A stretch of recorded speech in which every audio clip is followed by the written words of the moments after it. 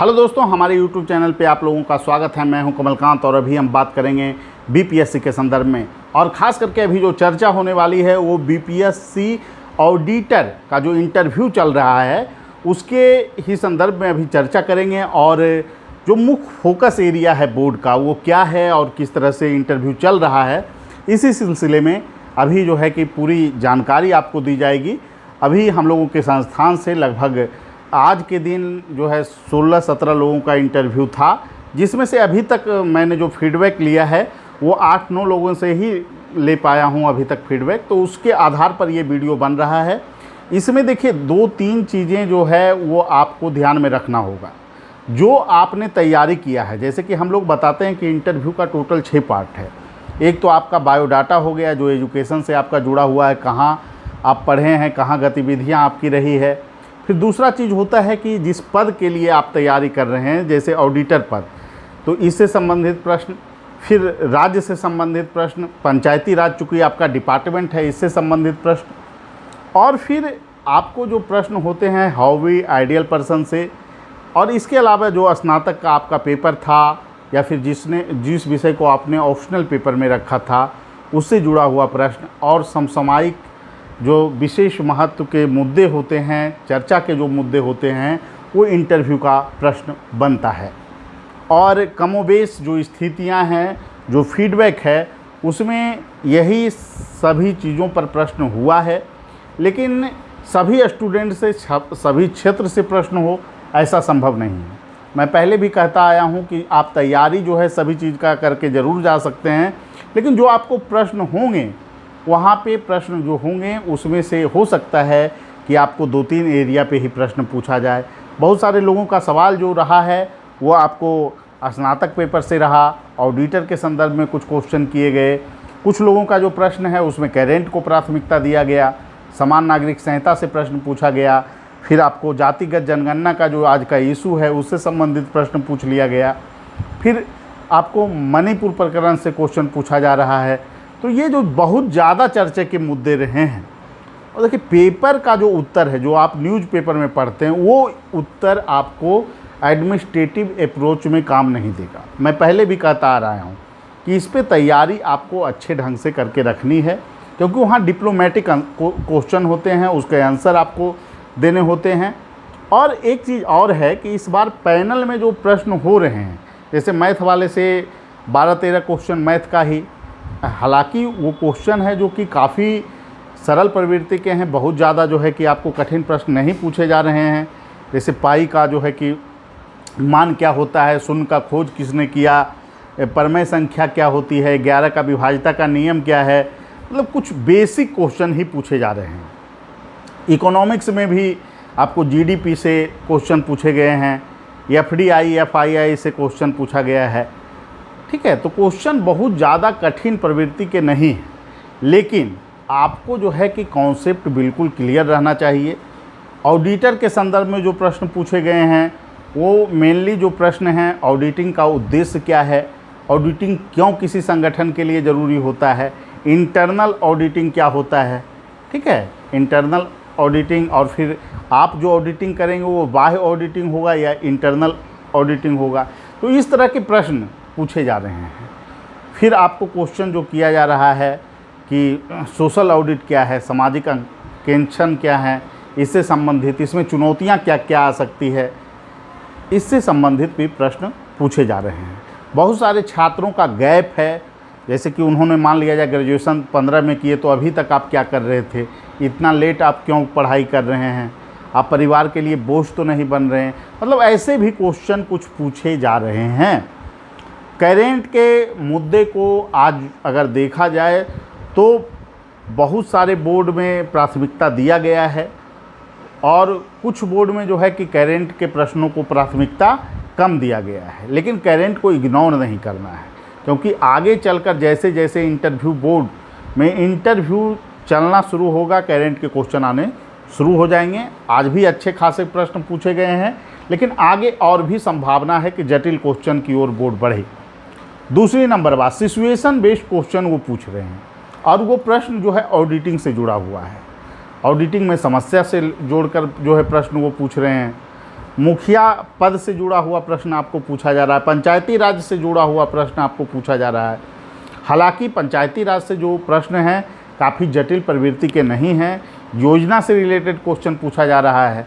जैसे कि आपको क्वेश्चन जो पूछा गया है जीविका से रिलेटेड, मनरेगा से रिलेटेड, कि आप मनरेगा में कैसे ऑडिटिंग करेंगे, जीविका में कैसे ऑडिटिंग करेंगे, ऐसे क्वेश्चन आपको पूछे जा रहे हैं। ऑडिटिंग के पहले आपको पूर्व कैसे आप तैयार रह सकते हैं, इस ऐसे भी प्रश्न आपको पूछे जा रहे हैं। तो इसको लेकर तैयार रहना है आपको अच्छे ढंग से। आज जो है आइडियल पर्सन और हॉबी पे प्रश्न कम पूछे गए हैं, नहीं के बराबर आए हैं, लेकिन आगे चलकर ये प्रश्न इंटरव्यू के प्रश्न हो सकते हैं। जो फीडबैक है, कमोबेश जो स्थितियां हैं, उसके आधार पर अगर आकलन किया जाए तो आपको बोर्ड जो है अभी चेक करने का जो काम कर रहा है वो आपके कॉन्फिडेंस लेवल को चेक किया जा रहा है, भाषा शैली आप कैसे रख रहे हैं, पेशेंस को बहुत ज़्यादा चेक किया जा रहा है। एक दो पैनल जो है कि आपको बहुत ज़्यादा लोगों को इरिटेट कर रहा है, जानबूझकर प्री प्लान है कि बच्चे क्या रिएक्ट करते हैं। कभी कभी ऐसा भी प्रश्न पूछ लिया जा रहा है कि मुखिया तो बदमाश होता है, वो आपसे सुनेगा क्या, आपको ऑडिटिंग अच्छे ढंग से करने देगा क्या आप ऑडिटिंग कर लीजिएगा। मतलब ऐसे क्वेश्चन जो कि पेशेंस को चेक करना है कि जानबूझकर छात्र क्या रिएक्शन देते हैं, ये भी जो है कोशिश की जा रही है। ठीक है। और कुछ लोगों से तो ऐसा प्रश्न पूछा गया है कि मतलब आपको जो पेशेंस की जो क्षमता है उसको मापने के लिए बोर्ड पूरा तरह से जो है कि चाह रही है। उसमें एक दो कमेंट भी हुए हैं कि कोचिंग वाला तो पोशाक पहना के भेजा दिया है इतना अच्छा, और लुक तो बहुत अच्छा आ रहा है, लेकिन पढ़ाया है कि नहीं। मतलब जानबूझकर प्रेशराइज करना कि आप पेशेंस कहीं खो तो नहीं देते हैं। कुछ लोग इसी दौरान जो है कि 4-5 मिनट भी इंटरव्यू चला है कुछ लोगों का। देखिए हो क्या रहा है, अगर आप बोर्ड के सामने कॉन्फिडेंस लेवल आपका नहीं दिखेगा, कॉन्फिडेंस लेवल अगर आपका गिर रहा है, तो बोर्ड ऐसी स्थिति में इंटरव्यू ज़्यादा समय तक नहीं लेती है। 4 से 5 मिनट 6 मिनट तक आपको बोर्ड आपको देखेगा, उसके बाद बोर्ड जो है कि आपको इंटरव्यू आपका पूरा मान लेगा। ठीक है, उसको तो नंबर बैठाना काम है। इसीलिए मैं कहता हूं कि तैयारी आपको पूर्ण रूपेण करना चाहिए। सभी पार्ट का तैयारी करके जाइए, आपसे जो भी प्रश्न पूछा जाए आपको समस्या नहीं होगी। तो जो भी छात्र तैयारी किए हैं अच्छे ढंग से, वो पूर्णतः जो है कि इंटरव्यू में सिर्फ कॉन्फिडेंस लेवल को बिल्डअप करके जाएं, अच्छे ढंग से जाएं। इंटरव्यू 10 मिनट का चलना है, वो पेशेंस आपका चेक कर रहे हैं, परेशान होने की बहुत ज़्यादा आवश्यकता नहीं है। करेंट वाले क्वेश्चन में सुलझा हुआ उत्तर देना है, पेपर वाला उत्तर वहाँ काम नहीं करेगा।